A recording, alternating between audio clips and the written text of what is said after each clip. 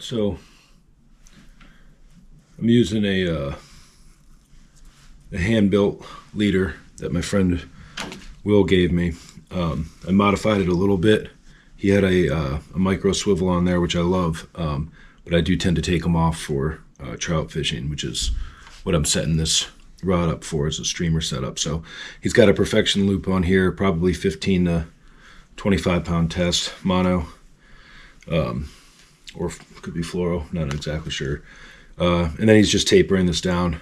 Here's another about 30 inches or so of a little bit smaller material, and then we get down to this last section here, which is probably, I would say, maybe 0x, 1x, or something like that. And then I'm going to add probably a little bit of smaller tippet to the end of this, probably 3x. Quick perfection loop on here.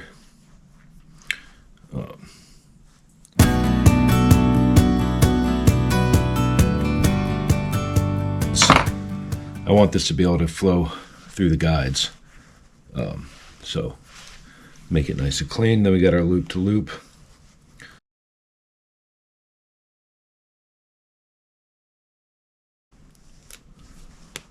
We're on. All right, I'm looking at my tippet here, and I'm going to go with a 3x for the final about 18 inches or so of this leader build.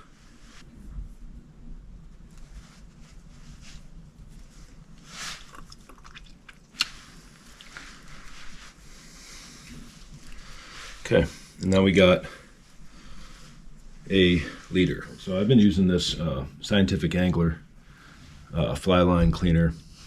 It's got a biodegradable vegetable products.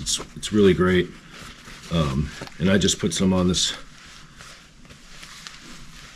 paper towel, and then I'll take the rod,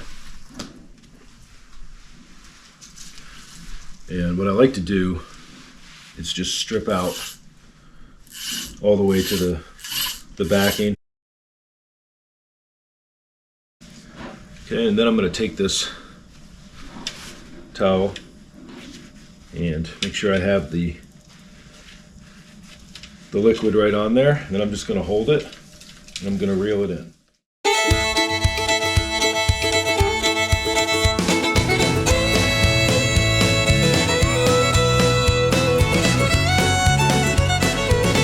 There. So now I'll just take the rest of this and just slide it up. Here comes another one. She can't beat a country Friday night.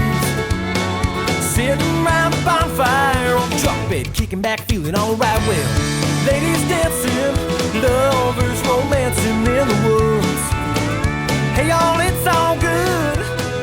There goes Bobby. Some sort of dirt or debris is going to cause friction, and you're not going to get that smooth and delicate presentation that you're looking for. And lastly, I'm going to be just putting on this olive woolly bugger.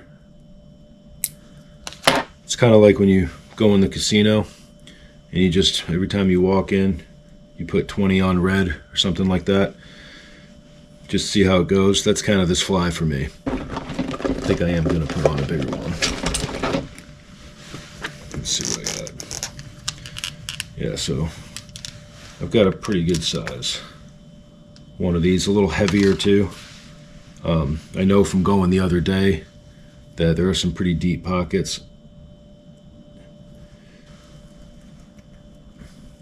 Been doing this knot here with the twisting ever since I was about 10 or 11 years old.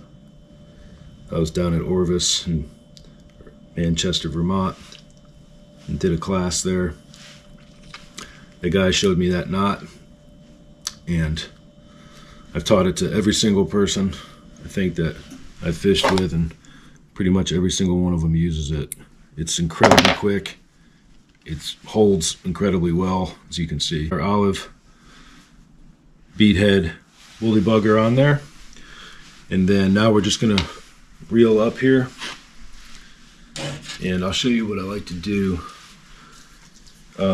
If you're traveling and you want to keep everything safe, you know, I would obviously put it in your case, but in your rod case. But in this situation, since I'm going to be fishing tomorrow and I've got a padded bed in the back of the truck, what I like to do is I just break it in half. If you have 4 pieces, sometimes you can get close to a halfway point, and then I reel up until the guides meet up here. And if you look at that, right, it's not aligned. So then I just pull this piece up, and that's it. And then I'll just put it in the truck like this. Set up our 5-weight nymph rod over here and get that cleaned up as well. All right, so we got this was my first fly rod I ever had. So Orvis Rocky Mountain, and 5-weight, 8'6". Despite the whiskey, I've always been risky, and babe, trust me, you'll see. I'm not the kind of guy to give life a half try, and if you went back in time with me, there's ghosts and their secrets. All right, so we got our 5-weight rod. We've got a pretty long leader on this. Thick to thin. Instead of a dry dropper, it's actually like a white woolly bugger and a dropper. This works as a sight indicator. Also works as, you know, a stimulator fly. A lot of different reasons why this can work out well for you. And then on the bottom here, about 18-20 inches off the bottom, I got a small beadhead nymph, sort of a hare's ear pattern. Now I've already got that attached to the back of my hook on my woolly bugger, and then all I have to do is tie on the bugger,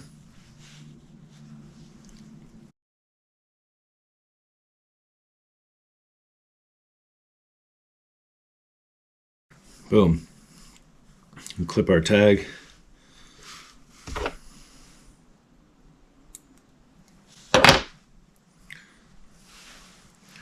and that's it.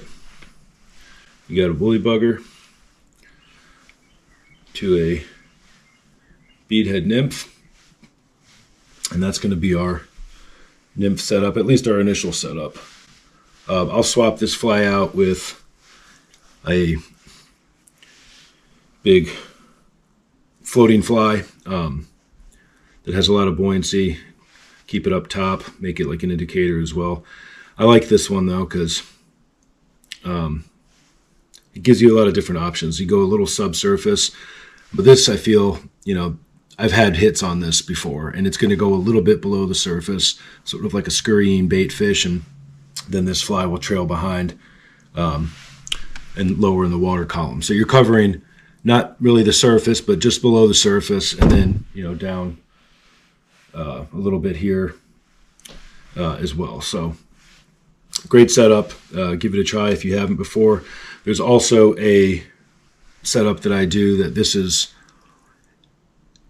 pretty much the same fly, probably a different color, maybe an olive bugger, no beadhead, and then I'll run a piece of maybe 2X off the back of it and put on another woolly bugger with a beadhead or a cone head, tungsten bead, something like that, heavier. And now you've got sort of a school of woolly buggers going towards those fish, and you're covering multiple water columns, which is always good too for success. So.